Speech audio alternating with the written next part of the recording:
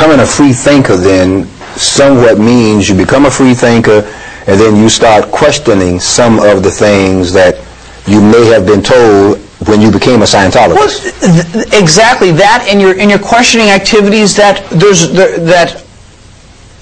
nowhere, they're not in writing anywhere that Hubbard says to do. And then there's some things that Hubbard says to do that you find extremely questionable, but only after years because you are not made aware of what goes on behind the scenes.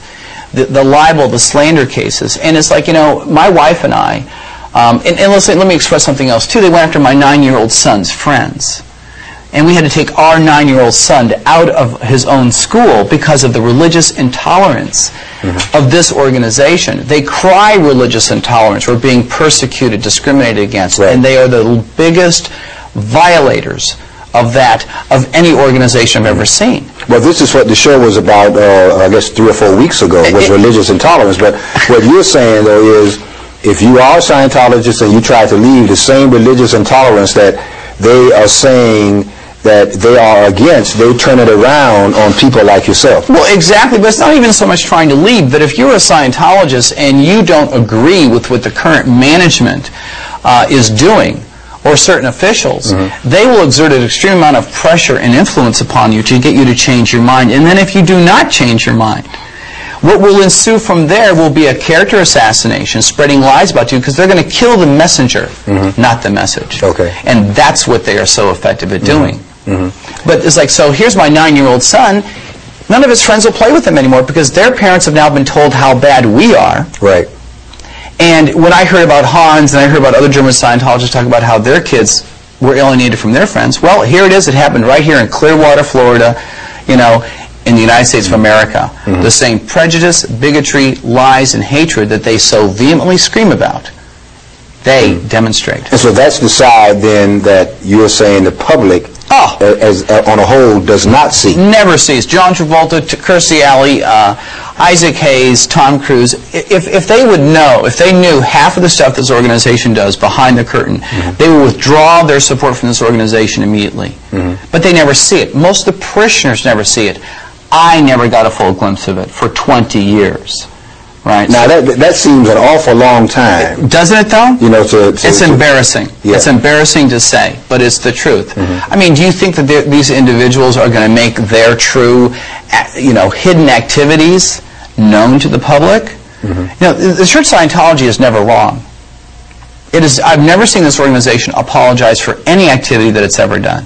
Ever. They haven't ever even apologized for Lisa Mcpherson. They still think that they were practicing their religion. They weren't practicing their religion. All of us parishioners, you know, who were in at that time, right, know they weren't practicing their religion. They were lying to the press, and they've lied to the public about Lisa Mcpherson. But that's a different story. Yeah, but that's another show. I don't want to get too much into that. Understand. But one of the things I guess I would ask Stacy, in reference to what Greg has said. The things that the Lisa Mcpherson Trust actually fights is the same thing in a sense that we were talking about earlier. They kept Greg in a room and they shouted and screamed at Greg much like they did to Lisa Mcpherson. Yes, that's correct. We get calls from people who tell us stories that are unbelievable even to me, who used to be in Scientology. I cannot believe some of the things that are being done, particularly with regard to destroying families, abuse of children, cutting children off from their parents, cutting parents off from their children, cutting sister off from sister. Scientology has a policy called disconnection. And what this basically is that anyone who is critical of Scientology in any way is someone that a Scientologist is ordered to have nothing to do with. Now, this can be your mother, this can be your daughter, this can be your grandmother. You know, all of these kind of situations come across my desk every day. People whose lives have been destroyed because of these abusive policies of Scientology. Okay, let's end it right here. I'm probably about a few seconds when I go to a break. I'm a little early, but I want to come back and finish it. I don't want you to get started on something and then have to cut you off mid-sentence or whatever. I'm Sil Farrell, and we're talking about Scientology with some people from the Scientology and also the president of the Lisa Mcpherson Trust. Stick around. We'll be right back.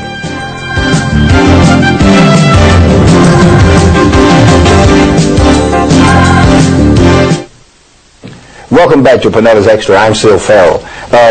Greg, we were talking just before the break in reference to some of the people that if they knew what was really going on behind the scenes, they wouldn't be Scientologists, much like you found out after 20 years. Okay, and some of the things Stacey mentioned about the Lisa Mcpherson Trust. Right. And I think during the break I said something like, you know, it seems like there's some kind of veil or wool is pulled over your eyes to get you to believe in this religion. Right. But a slow process, then you begin to, as the heat is turned up, and you had a great a great analogy, I should say. Do you want me to repeat the analogy? Yeah, please, go ahead. Well, it's like my analogy I was telling Sil was that if you take a frog and you put him in a pot of just regular boiling water, he'll jump out. But if you put a frog in just a regular pot of water and you slowly increase the heat, you'll cook him, right? And in Scientology, you have to understand that there are some basic fundamental truths to this organization, to the doctrine, that are very common sense and that are valid. They do work, right? But intertwined with those are lies, if you will, right? And so a person, you know, people are looking for spiritual freedom. Right, or fulfillment, or whatever, or they have to be part of a group or an organization, whatever their desire is. And Scientology does offer, you know, workable management technology. It does have effective counseling techniques. I mean, I will tell you to this day that they do work. I've experienced gains. Stacey does not like it, and you know what? That's her right. But in Scientology, which is the reason why she decided to leave. But in Scientology, you can't think that way. Okay. Right.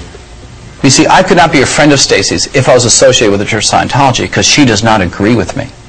Right? Okay. So, but to get back to the mind control, is that, you know, so people get a little bit of taste of how this technology works, and it's like, you know, they want to do more and more and more, and before you know it, they're living a lie. And well, I can very profusely say that my wife and I were living a lie for about 15 of the 20 years, that we thought we were getting better. We reached diminishing returns, but you've invested all this time and energy. My wife and I spent nearly $500,000 in Scientology over 20 years, only to find out that, you know, are we going to stop, or are we just going to keep going, or what? And then the organization did us a favor, Sil. They showed us their true side.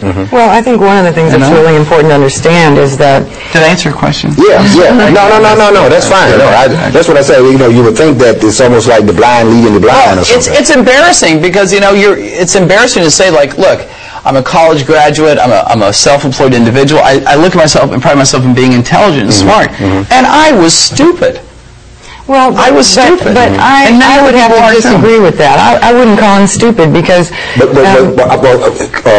complete your statement, but I want to talk about your disenchantment. Right. But go ahead, please. Well, part of what happens in Scientology is that you are indoctrinated to believe that anyone who is telling you something critical about Scientology is part of a global conspiracy to destroy Scientology. So this then would be what Greg is saying. If he were in Scientology, he could not associate with you because you might be telling him something different. Well, he wouldn't be associating with anyone who was critical of Scientology, and that makes it impossible for a person to exercise their own free speech. Right, well, let me just say this real quickly, too, because it's too funny.